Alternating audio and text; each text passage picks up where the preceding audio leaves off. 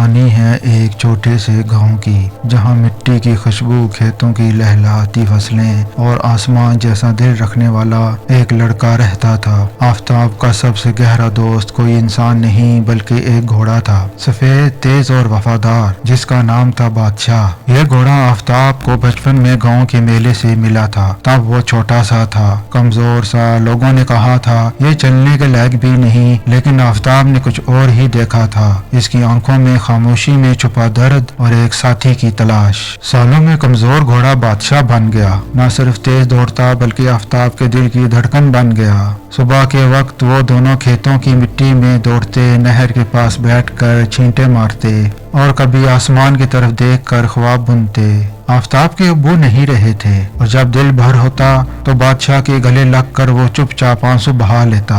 نہ گھوڑا کچھ پوچھتا، نہ آفتاب کچھ کہتا، بس خاموشی میں سب کہہ دیا جاتا۔ گاؤں والے کہتے تھے یہ دونوں پاگل ہیں، ایک انسان اور ایک جانور کی ایسی یاری، لیکن وہ نہیں جانتی تھی کہ اصل دوستی الفاظ کی محتاج نہیں ہوتی۔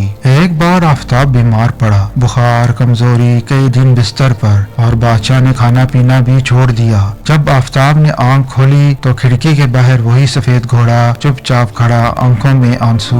اس دن گاؤں والے نے پہلی بار جانا کہ جانور دل رکھتے ہیں، جذبات رکھتے ہیں، اور سچائی، وفا کے مطلب سیکھتے ہوں تو ایک بار بادشاہ کی آنکھ میں جھانک لو۔